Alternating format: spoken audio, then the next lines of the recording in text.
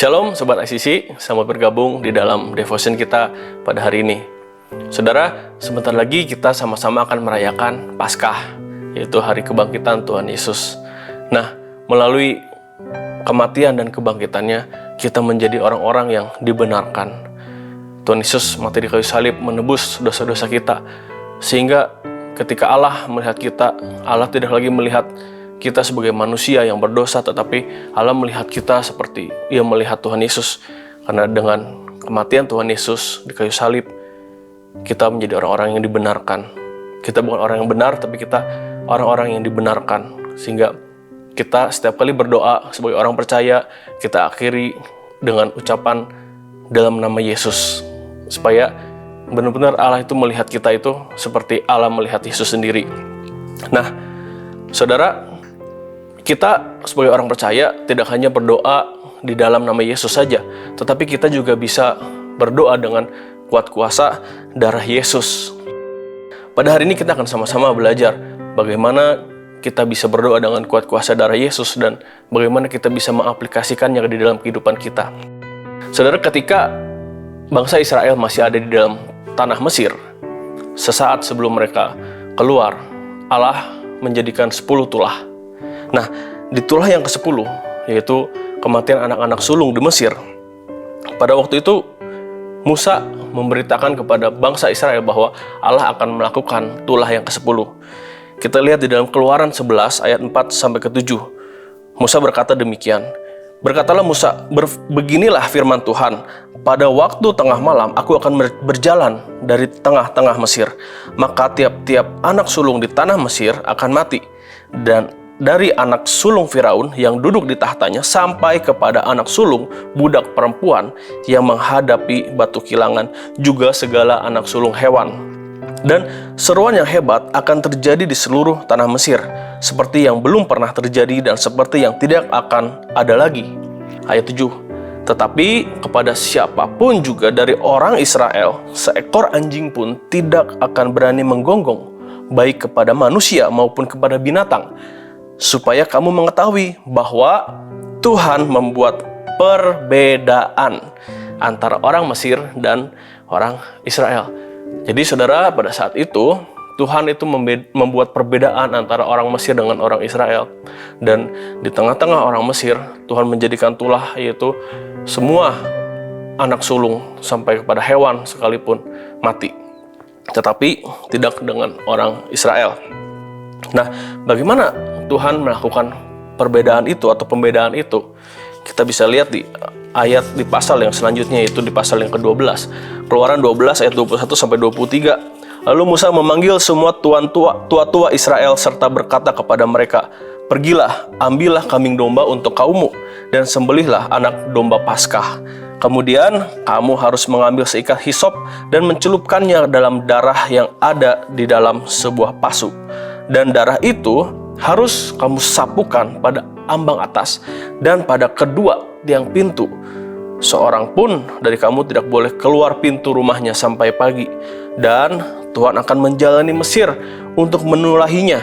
Apabila ia melihat darah pada ambang atas dan pada kedua tiang pintu itu, maka Tuhan akan melewati pintu itu dan tidak membiarkan pemusnah masuk ke dalam rumahmu untuk menulahi."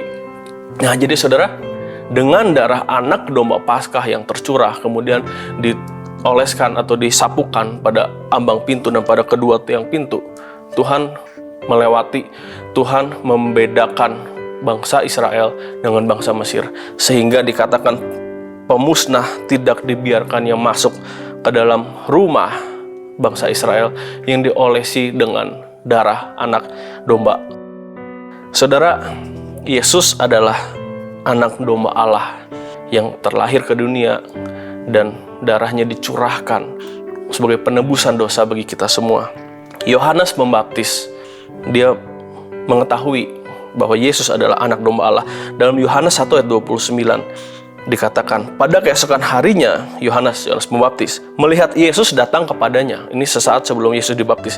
Dan ia berkata, "Lihatlah anak domba Allah yang menghapus dosa dunia." Jadi saudara, Yesus adalah anak domba Allah yang darahnya tercurah sebagai penebusan dosa bagi kita.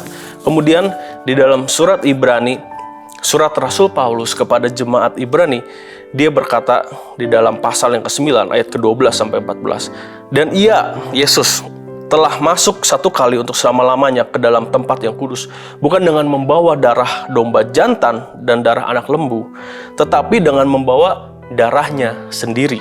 Dan dengan itu ia telah mendapat kelepasan yang kekal. Sebab jika darah domba jantan dan darah lembu jantan dan percikan abu lembu muda menguduskan mereka yang najis, sehingga mereka disucikan secara lahir, ya, ini adalah praktek bangsa Israel pada zaman itu, yaitu mempersembahkan domba jantan dan lembu sebagai penebusan dosa bagi mereka. Lanjut ayat 14. Betapa lebihnya darah Kristus yang oleh roh yang kekal telah mempersembahkan dirinya sendiri kepada Allah sebagai persembahan yang tidak bercacat dan menyucikan hati nurani kita dari perbuatan-perbuatan yang sia-sia, supaya kita dapat beribadah kepada Allah yang hidup. Nah, saudara, Paulus mengatakan dengan jelas di sini bahwa Yesuslah anak domba Allah yang darahnya telah menebus dosa setiap dari kita yang percaya. Kita tidak ditebus dengan darah domba jantan, binatang, hewan, atau lembu, tetapi darah Yesus, yaitu darah anak domba Allah. Nah, sehingga darah anak domba Allah ini, yaitu darah Yesus Kristus yang tercurah di kayu salib, itu memiliki kuasa, saudara. Kuasa untuk membebaskan, kuasa untuk melindungi, kuasa untuk memberikan pembedaan antara kita dengan orang yang tidak percaya, gitu. Nah, sehingga saudara, dalam kehidupan kita sehari-hari, kita dapat menggunakan ini, yaitu darah anak domba Allah atau darah Yesus yang sudah dicurahkan di atas kayu salib sebagai penebusan dosa kita. Kita bisa menggunakannya di dalam doa kita. Untuk apa, saudara? Untuk melindungi, untuk proteksi. Untuk apa? Untuk pemurnian, untuk pembersihan, untuk menjaga. Sehingga ketika kita berdoa, kita bisa berdoa tutup bungkus dengan kuat kuasa darah Yesus. Kita bisa berdoa basuh dengan darah Yesus. Nah, kita aplikasikan, kita doakan ini, kita bisa pakai ini untuk sebagai perlindungan bagi orang-orang terkasih kita, bagi usaha kita atau rumah kita, tempat kita bekerja atau properti kita, atau kita bisa gunakan juga untuk sebagai penyucian diri juga bagi kita ketika kita dicobai dengan pikiran-pikiran yang tidak sesuai dengan kehendak Tuhan, dengan pikiran-pikiran atau pencobaan-pencobaan untuk melakukan dosa. Kita juga bisa berdoa untuk diri kita sendiri, basuh dengan darah Yesus yang kudus, sehingga pikiran-pikiran, pencobaan-pencobaan itu pergi daripada kita. Nah, saudara, kita bisa aplikasikan ini di dalam kehidupan kita, sehingga kita bisa memperoleh kuasa yang daripada Tuhan, yaitu kuasa untuk menyucikan, melindungi, dan menjaga kehidupan kita, supaya kita dijadikan berbeda, sehingga Tuhan menjadikan kita berbeda di tengah-tengah dunia ini. Mari kita berdoa. Tuhan Yesus, terima kasih Tuhan untuk darah-Mu yang tercurah di atas kayu salib. Kami tahu Tuhan sekarang bahwa darah-Mu adalah darah perjanjian yang kekal antara Tuhan dan manusia.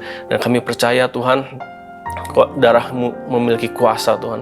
Dan darah-Mu yang kudus dapat melindungi kami semua Tuhan. Darah-Mu yang kudus yang tercurah di kayu salib menjadi pembeda antara kami dengan dunia.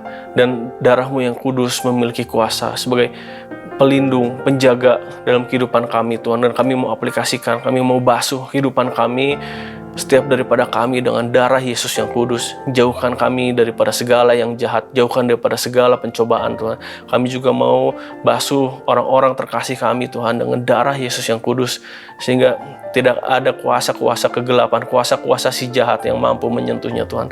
Terima kasih Bapa untuk kuasa-Mu Tuhan, terima kasih untuk pengorbanan-Mu di kayu salib. Dan sebentar lagi kami merayakan Paskah Tuhan, merayakan kemenangan atas dosa. Kami bersyukur Tuhan untuk pengorbanan-Mu di atas kayu salib. Terima kasih Bapa, dalam nama Yesus kami berdoa dan mengucap syukur, haleluya, amin.